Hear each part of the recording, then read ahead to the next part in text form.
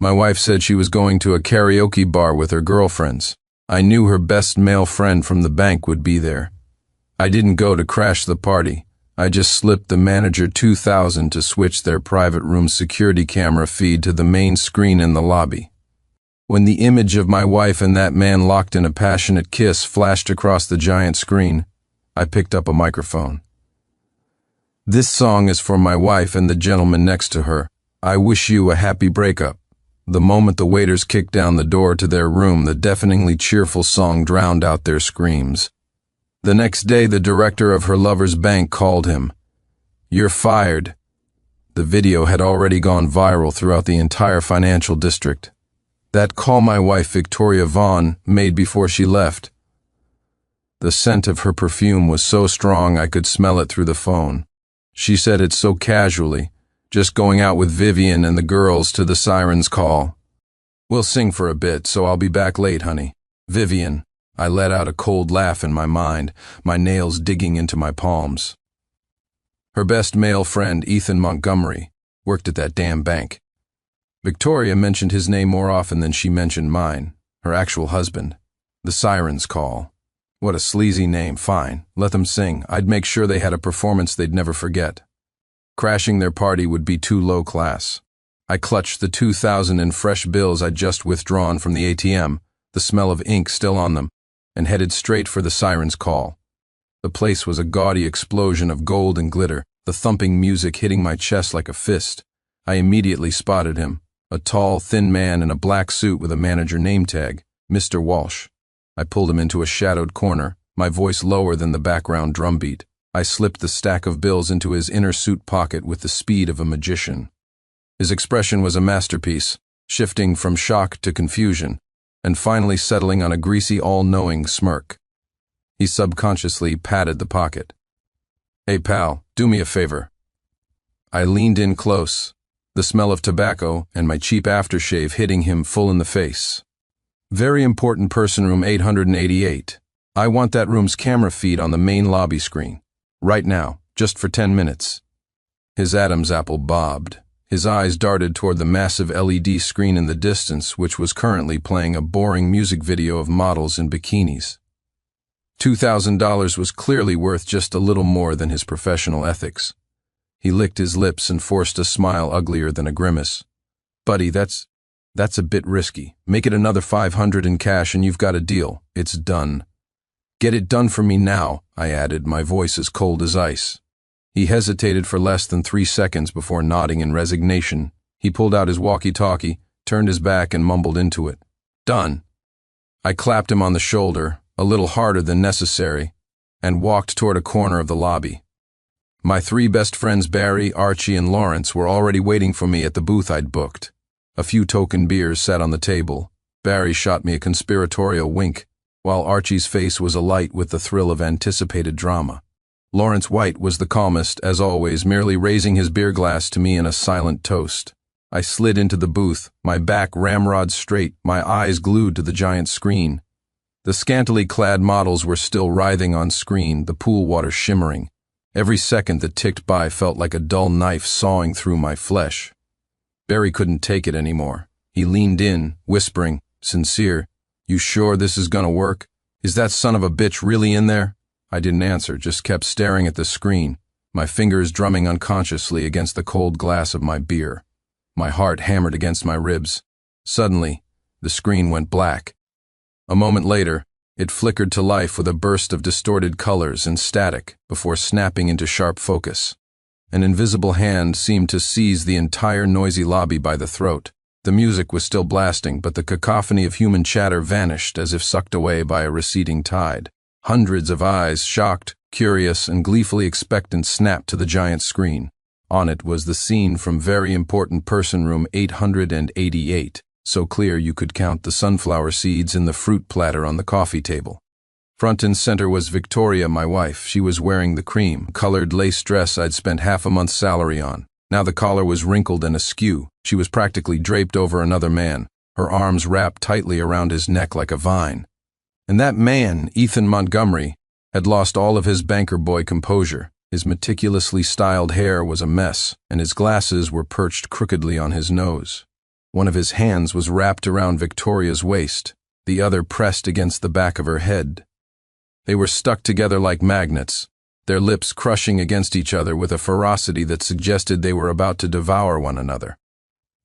In the background, a few blurry figures, presumably Victoria's so-called best friends, were frozen in place, their expressions blank as if petrified.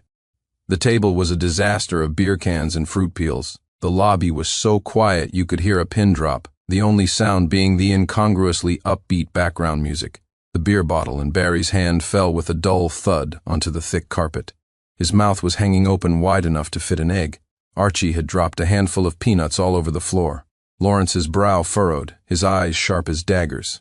Countless gazes shifted from the screen and began to scan the room, quickly zeroing in on our booth. Whispers started to ripple through the crowd. "Holy shit, this is intense. Look, that guy must be the wronged husband, damn. Catching him live like this, that's next level. Who's the woman? She's got a nice figure, but terrible judgment." Those words, those looks, they pricked at me like fiery needles, but I felt no pain. A current of energy shot from the soles of my feet to the top of my head, making my blood boil and my fingertips go numb. All the rage, humiliation, and the searing pain of betrayal were magnified infinitely by that high-definition image, then compressed by the silent, gawking audience into a bomb about to detonate inside my chest. I shot to my feet. The screech of my chair leg scraping against the floor was deafening in the sudden quiet. Every eye in the place swiveled from the screen to me. I stormed to the front desk and snatched the wireless karaoke microphone that controlled the entire club's sound system. A wave of cold determination washed over me. I took a deep breath, and then, with every ounce of strength I had, I unleashed all my humiliation, my fury, and my destructive impulse into the microphone. "Hey!" A massive shriek of feedback tore through the air, making everyone flinch. The club's speakers whined. "Everyone shut the hell up." My voice, amplified to its maximum, exploded through the lobby, drowning out the music and all remaining chatter. The murmuring crowd was instantly silenced. The only sound was my own ragged breathing echoing in the dead quiet. I raised my hand and pointed at the giant screen, my finger trembling with the force of my anger. It was aimed squarely at the two filthy animals still wrapped around each other. "This song," my voice was a blade of tempered steel, cleaving the air, "is dedicated to my wife, Victoria Vaughn, and to the phony gentleman in the suit next to her, Mr. Ethan Montgomery from the bank." I practically spat out the last 4 words through gritted teeth. "I wish you a happy breakup, play it." I roared the last words. Instantly the sound system erupted with the deafeningly cheerful intro to the song. The familiar melody of Happy Breakup, now laced with immense sarcasm and malice, flooded every corner of the lobby. At the exact moment I shouted, 2 waiters stationed near very important person room 888, as if on cue, slammed their feet into the heavy private room door. Bang! With a tremendous crash, the door that symbolized privacy and debauchery was violently, unceremoniously kicked wide open. The scene inside was instantly exposed. The harsh lobby light flooded in, illuminating several terrified pale faces. The deafening strains of Happy Breakup from the lobby, mixed with the clamor of hundreds of spectators, surged through the broken doorway. The sound wave, carrying an icy, mocking chill, crashed over everyone inside the room. Time seemed to freeze. Ethan's expensive navy blue tie, which he'd passionately loosened moments before, now hung crookedly from his neck like a dead snake. His hand was still on Victoria's waist, but his entire body had gone rigid. The color drained from his face, leaving it a deathly white.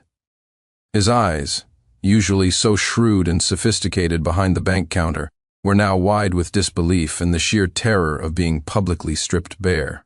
He opened his mouth, but no sound came out. His glasses were even more askew, his pupils constricting in utter horror. Victoria's state was even more pathetic.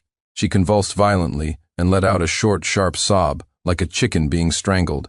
The flush of passion on her face moments ago had turned to a dead, ashen gray, her lips trembling into an ugly shade of bluish purple. Her arms, which had been wrapped around Ethan's neck, shot back as if electrocuted. She stumbled backward, her high heel twisting, and collapsed in a heap onto the sofa littered with beer cans and fruit peels. She looked up, her terrified gaze flying past the open door to the giant screen in the lobby. It was frozen on the grotesque image of her and Ethan's passionate kiss. And now, her own pathetic, crumpled form on the sofa. Victoria finally let out a piercing, off-key scream. She slapped her hands over her face, curled into a ball, and began to tremble uncontrollably. The expressions on the faces of her three best friends were a chaotic mess. The woman in the red dress, Vivian, had her mouth hanging open so wide you could fit a light bulb in it, her eyes bulging. The blonde, Daisy, dropped her microphone with a thud onto a bag of chips. The short-haired woman, Chloe, was simply frozen, a half-eaten slice of watermelon still in her hand, the juice dripping down her sequined dress onto the floor. The three of them stared like startled rabbits, their panicked eyes darting between the menacing waiters at the door, the dark sea of onlookers outside, the disgusting scene on the giant screen, and the collapsing forms of Victoria and the petrified Ethan on the sofa. They were paralyzed by pure, unadulterated fear, having forgotten even how to scream. I let out a sneer.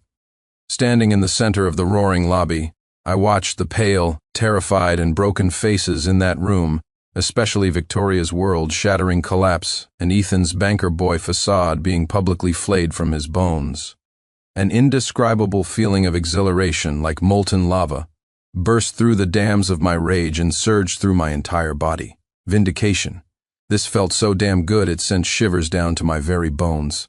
It was more refreshing than chugging an ice-cold beer on a sweltering day, more liberating than a decade of suppressed anger finally unleashed. The respectable images they had so carefully maintained, the stolen pleasures they enjoyed behind my back, I had personally torn it all to shreds in this single moment, exposing them to hundreds of staring eyes, grinding them to dust under the deafening sound of this blessing. Sincere, you're a goddamn badass. Barry was the first to roar, his face beat red. He slammed his hand on the table, making the beer bottles rattle. He waved his thick arms, spittle flying. That's how you do it, fucking destroy that cheating couple. Archie didn't say anything, but his usually playful face was flushed with excitement. He stared intently at the private room, his eyes shining dangerously. He picked up a full glass of beer and downed it in one go, his Adam's apple bobbing furiously, as if trying to quench a burning fire within him, or perhaps just cheering on the spectacle. Lawrence remained the calmest. A cold, knife-like smile touched his lips. He slowly pulled his phone from his pocket, unlocked it, and silently aimed the camera at the gaping doorway of very important person room 888, precisely capturing every wretched moment inside. His fingers tapped on the screen he was clearly recording. The crowd's mood was now fully ignited. Happy breakup. Wish you happiness, you can find someone better. Sounded belting out, following the melody from the speakers. The singing was off-key but filled with malicious glee. Go on, keep kissing, why'd you stop? Hey, isn't that Mr. Montgomery from the bank? Look at him, always acts so high and mighty, but he's a real freak. What's that woman crying about? She seemed to be having a great time a minute ago. Get a picture posted on social media. Heckles, whistles, the clicking of phone cameras, and gleeful laughter merged into a massive torrent of sound. It surged with the melody of Happy Breakup into that small private room, ruthlessly scouring every inch of space, threatening to drown and tear apart everyone inside. Victoria's screams were long lost in the overwhelming wave of noise. She huddled in a corner of the sofa, shaking like a leaf, her hands clamped over her face. Muffled, desperate sobs escaped through her fingers. She was as pathetic as a broken doll tossed in the mud. Ethan finally snapped out of his thunderstruck stupor. The immense humiliation felt like 1,000 red-hot needles stabbing into every nerve. He jolted awake, his pale face instantly turning a deep liver red. Veins bulged on his forehead and neck. He raised a hand so violently he almost knocked his own glasses off, trying with all his might to slam the damn door shut. Close it, close the goddamn door, he roared, his voice distorted by pure rage and terror. But the two waiters who had kicked the door in stood like statues at the entrance, their faces blank. One of them, a burly man, deliberately leaned his shoulder against the doorframe, making Ethan's frantic shoves completely useless. The door didn't budge an inch. The waiter's eyes were cold, tinged with an almost imperceptible disdain. Get out of the way, do you hear me? Ethan was completely unhinged, his bloodshot eyes glaring at the waiters like a gambler who had lost everything. He reached out to shove them. Sir, please calm down, the bouncer-like waiter finally spoke, his voice flat but carrying an unshakable authority. He took a small step forward, his powerful body forming an invisible wall that forced Ethan back. Ethan was trembling with rage at the man's attitude but didn't dare to actually attack him. Just then, a series of sharp clicks echoed through the hall. Blinding flashes from phone cameras lit up like lightning from every corner of the lobby, mercilessly illuminating Ethan's shame-twisted face. The onlookers, holding up their phones, were ruthlessly documenting the banker's most disgraceful moment. Ethan let out a broken howl. He threw his arm up to shield his face and recoiled as if electrocuted, stumbling backward into the coffee table. The expensive suit was instantly smeared with sticky cream and fruit jam from the platter, a complete mess. He was like a monkey, stripped bare and thrown into a public square, desperately trying to dodge the ubiquitous cameras. He finally scrambled into a corner of the sofa next to Victoria, burying his face in his hands, shaking even more violently than she was. The dignity of the banking elite was ground into dust. The other 3 women in the room finally had their own meltdowns. "Stop taking pictures, please. Stop, Vivian," the woman in red finally reacted, screaming through her tears. She tried to pull the heavy curtains, but they were decorative and fixed in place. Frantic, she tried to grab the microphone Daisy had dropped, intending to smash the cameras, but Daisy shoved her away. Daisy was in a daze. Staring at the dark crowd and the flashing lights, her eyes were unfocused. "It's over," she mumbled to herself. "It's all over."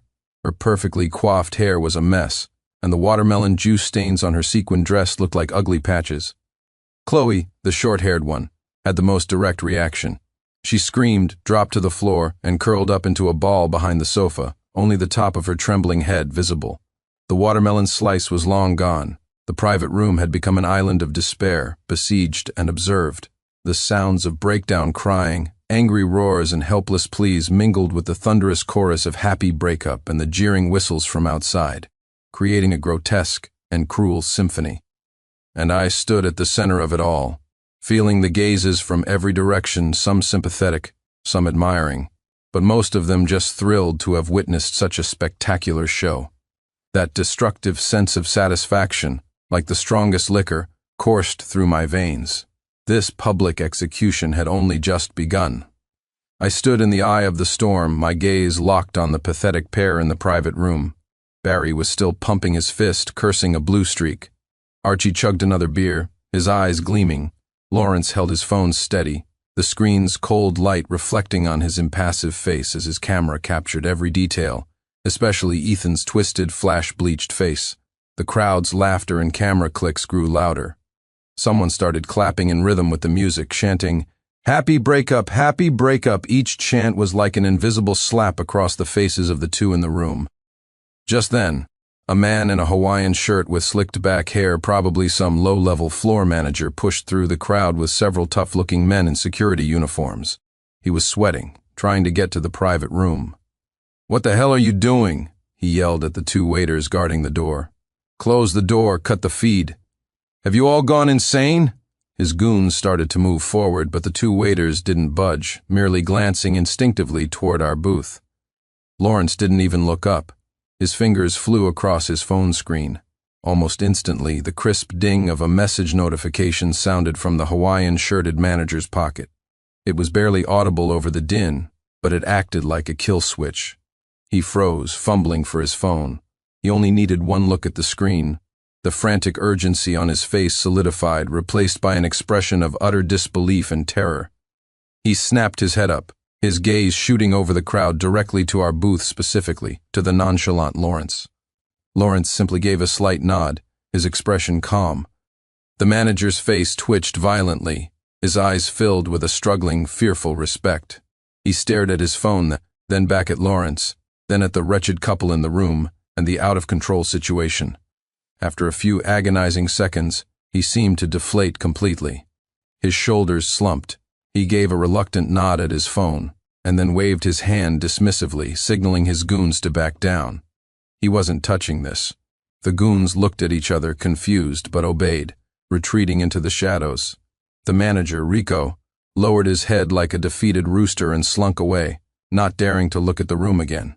This silent power play didn't go unnoticed by the sharper members of the audience. The raucous jeering was now peppered with whispers of awe and speculation. "Whoa, did you see that? The manager just backed down.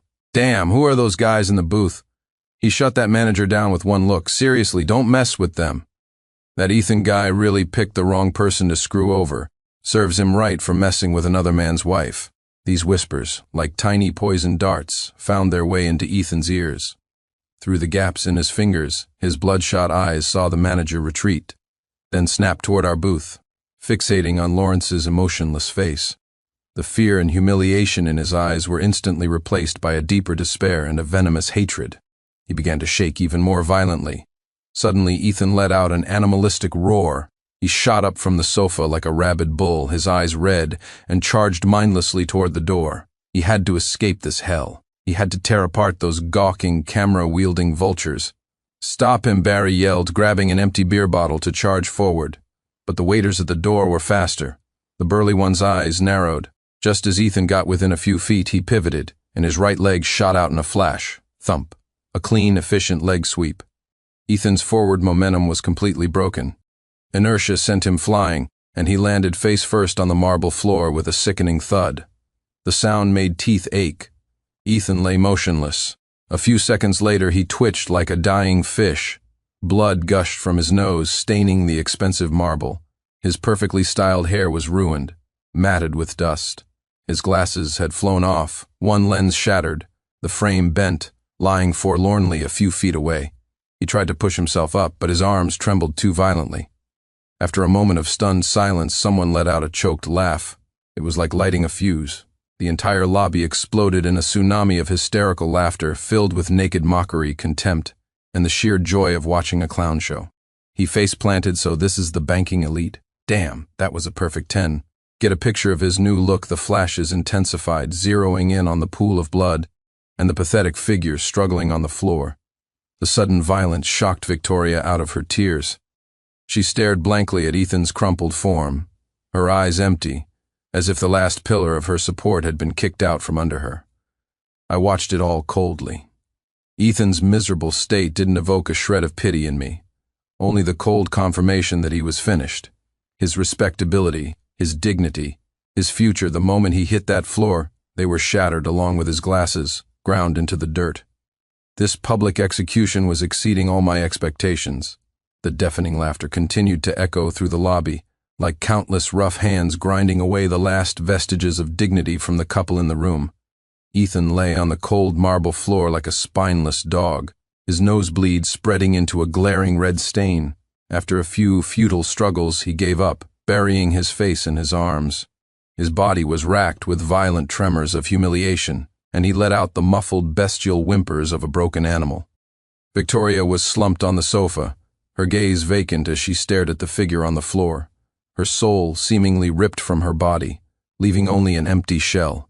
The relentless, cruelly cheerful melody of Happy Breakup played on. Just then Daisy, the blonde in the sequin dress who had been screaming in the room, seemed to crack under the immense pressure. She scrambled out from behind the sofa, tears still streaking her face, but her eyes held a wild, desperate look. She ran to the doorway, ignoring the prone Ethan, and shrieked at the dark crowd outside. "It wasn't our fault. It had nothing to do with us. It was Victoria. She's the one who insisted on bringing Ethan. She said her husband was a useless coward who didn't understand her. She and Ethan have been together for a long time. They even said tonight they were going to." Her words were partially drowned out by the music and laughter, but the key phrases came through loud and clear. "You bitch! Shut your mouth, Victoria," as if stabbed by a poison needle, snapped out of her stupor. She let out a piercing, broken shriek and lunged toward the door, trying to cover Daisy's mouth. But her legs were weak, her heel twisted, and she too collapsed onto the floor, landing just a foot away from Ethan. Equally pathetic. Daisy flinched, but now that the words were out, she decided to go all in. She pointed a trembling finger at the heap that was Victoria. It was her. She initiated everything. "Ethan," he was just confused for a moment. "Please stop taking pictures." "Stop," she cried, waving her arms uselessly, trying to block the sea of phone cameras. This pathetic blame shifting and backstabbing was like pouring gasoline on a fire. "Wow, fake friends at their finest. Did you hear that?" She called her own husband a useless coward, confused for a moment. They were practically eating each other's faces off. Who's she kidding? Get it all on camera. Let everyone see this filthy couple and their backstabbing friend. The torrent of insults, curses, and camera clicks grew even more ferocious. Flashes mercilessly illuminated Victoria's ashen, soulless face, Daisy's hysterical expression, and the back of Ethan's head, stained with blood and dust. Barry slapped his thigh. Dog eat dog, this is brilliant, fucking brilliant. Archie was grinning, cracking open another beer. Lawrence still held his phone, the lens panning steadily from the motionless Ethan to the broken Victoria to the traitorous Daisy, finally settling on the two other ashen-faced women cowering behind the sofa. His fingers tapped the screen, clearly saving and sending something. I watched the farce unfold. Victoria's words, useless coward, pricked my ears like an icicle but no longer stirred any emotion. The sight of traitors tearing each other apart only made the conclusion of this execution dirtier and therefore more perfect. The time was right. I picked up the heavy microphone again. The massive shriek of feedback once again silenced the chaos.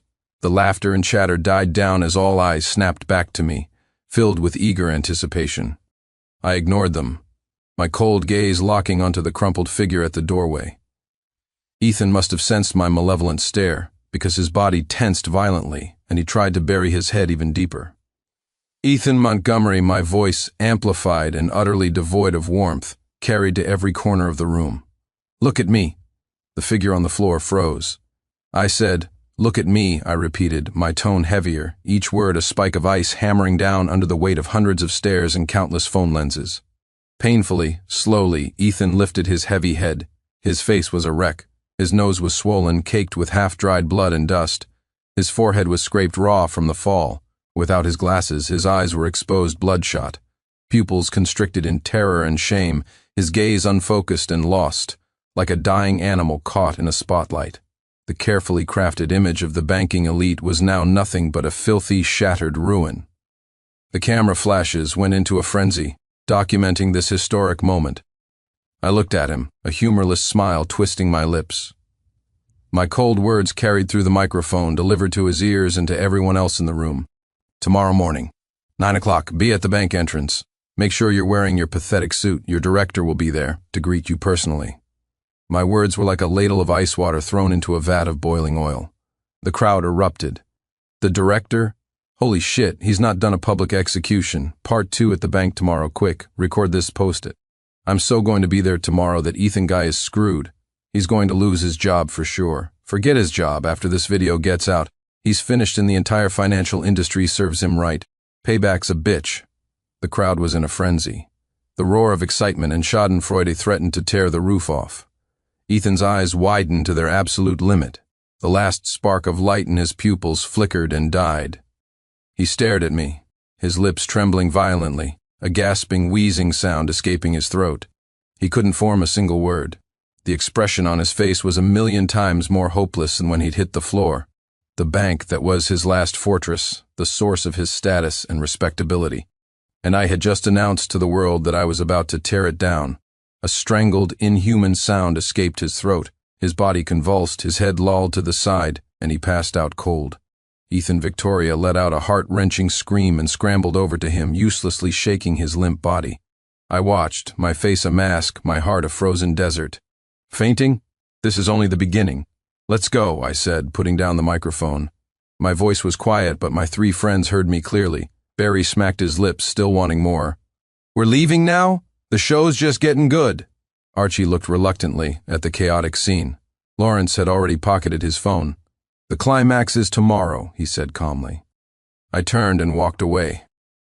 The crowd parted from me automatically. As I passed, their looks were filled with awe, curiosity, and a faint, new trace of fear. The 4 of us, like knights who had just slain a dragon, walked out of that roaring den of judgment with an aura of cold fury, never looking back. Behind us, we left Victoria's desperate, shattered sobs, the excited chatter of the onlookers, the lingering flashes of cameras, and the final, still cheerful, piercing notes of happy breakup. The night air, cool with the first hint of autumn, stung my hot face, bringing a sharp clarity. We got into the car and shut the doors. sealing out the last vestiges of that mad world. The silence inside was broken only by the low hum of the AC. Barry, in the passenger seat, was rubbing his hands together, the excitement still glowing on his face. "You're really going to the bank? You think that director will actually listen to us?" he asked, a note of disbelief in his voice. I didn't answer. I pulled out my phone, its light illuminating the dark car. I opened an encrypted folder. Inside were several documents. I swiped and opened one, a series of crystal-clear scans of a property contract, bank statements, and several damningly intimate photo screenshots. The recipient's email address was clearly visible, the official address for the internal disciplinary department of a major commercial bank in the city. The timestamp showed it was sent just before we left the karaoke bar. I turned the screen toward Barry. He leaned in, squinting. After a few seconds, his eyes grew wider and wider. He sucked in a sharp breath and slapped his thigh. "Holy shit, Sincere, you're a fucking genius. How did you get this? This son of a bitch was using client down payments to speculate on real estate. And with a female client, no less, this evidence is airtight. You're a legend." He was flushed with excitement. Archie and Lawrence leaned over to look. Archie let out a low whistle. Lawrence just nodded faintly, as if this was all part of the plan. "The director," I said, turning off the screen and plunging the car back into darkness, "is going to have a lot of messes to clean up tomorrow." I leaned back and closed my eyes, my voice filled with the exhaustion of taking out the trash, yet still bone-chillingly cold. The car started, merging smoothly into the city's river of traffic. The neon lights outside blurred past, a surreal, never-ending drama. The chaos of the karaoke bar was far behind us, but I knew another stage was already set, waiting for its star to arrive. The next morning, 8:50 a.m., downtown, outside the imposing glass facade of the bank building, which gleamed in the morning sun. It was the peak of rush hour. Well-dressed employees hurried past, swiping their cards to enter the revolving doors.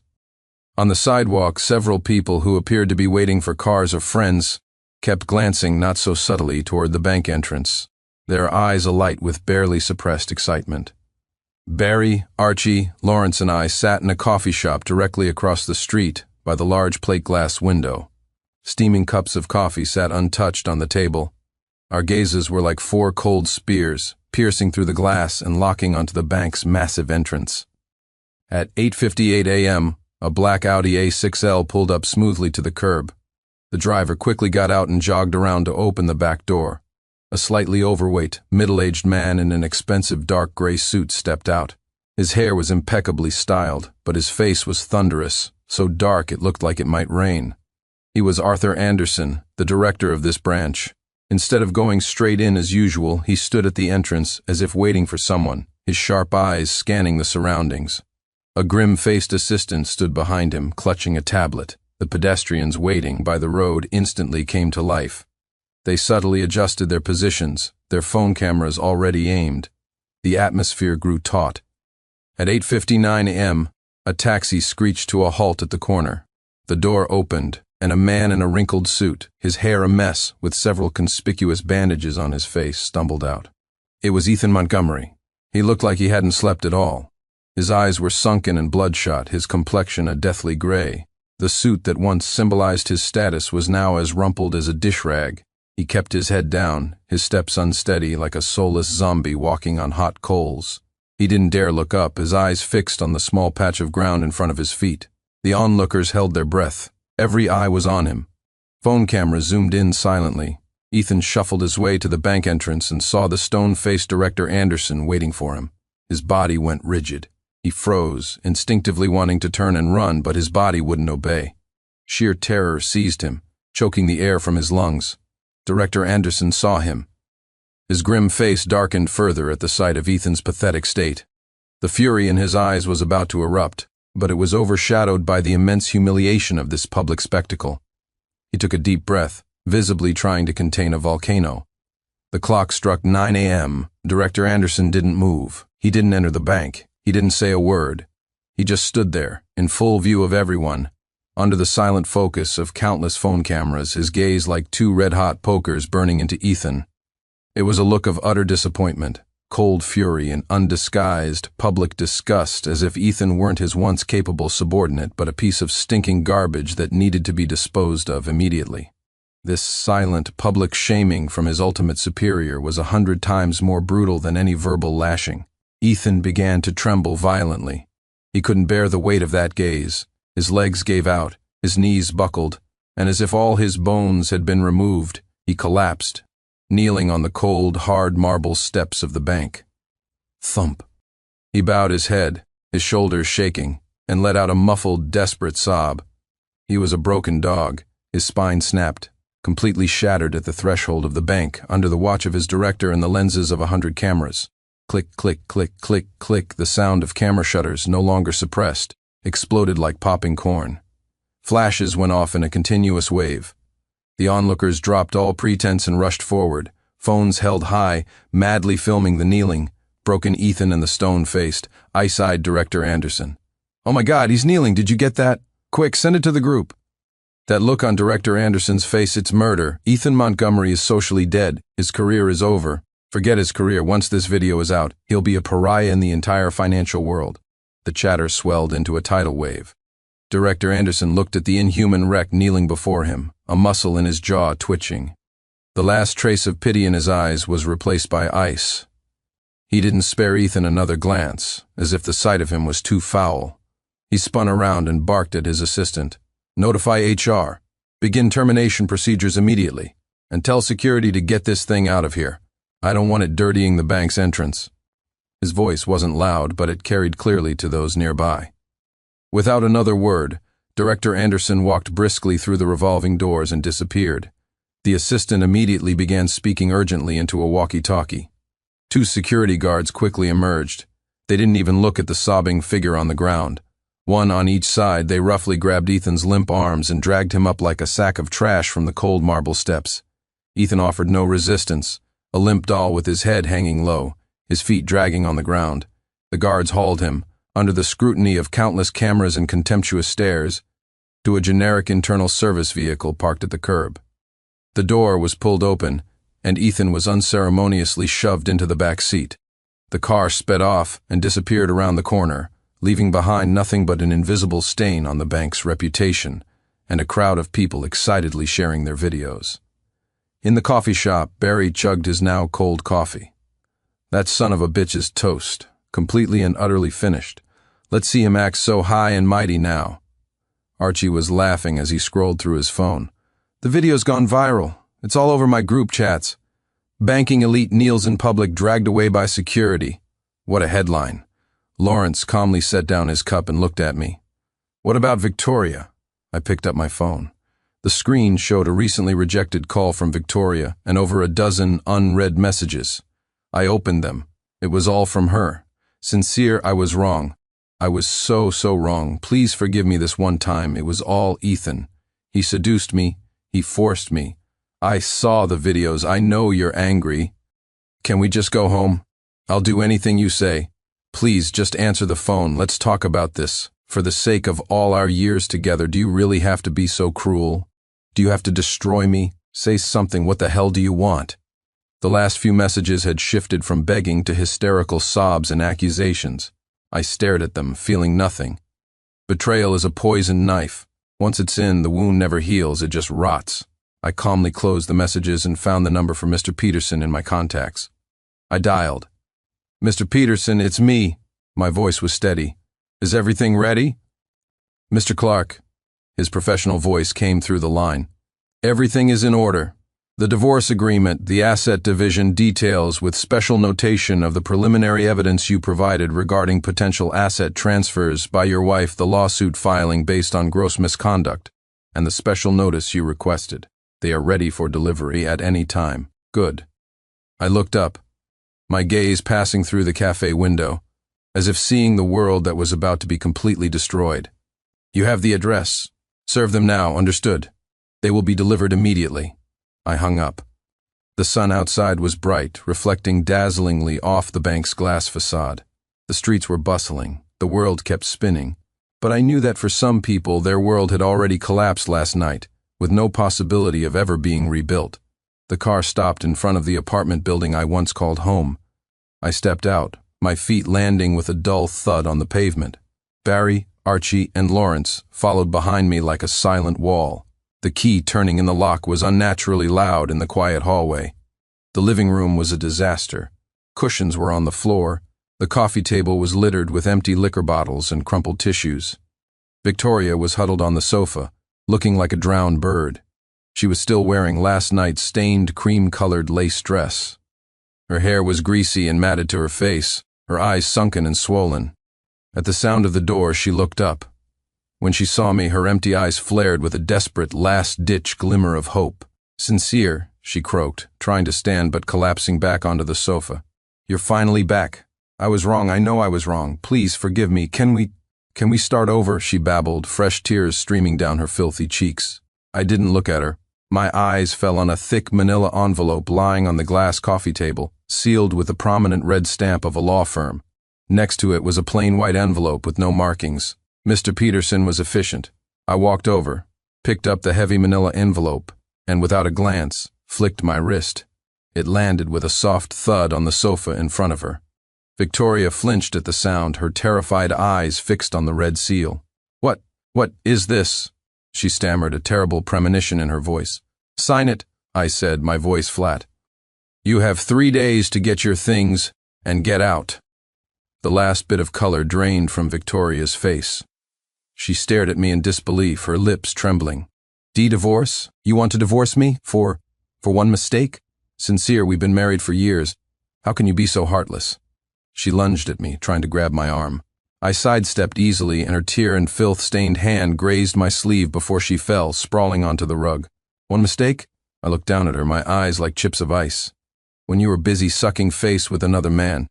Did you think about our marriage then? When you were calling your husband a useless coward, Where was your heart then?"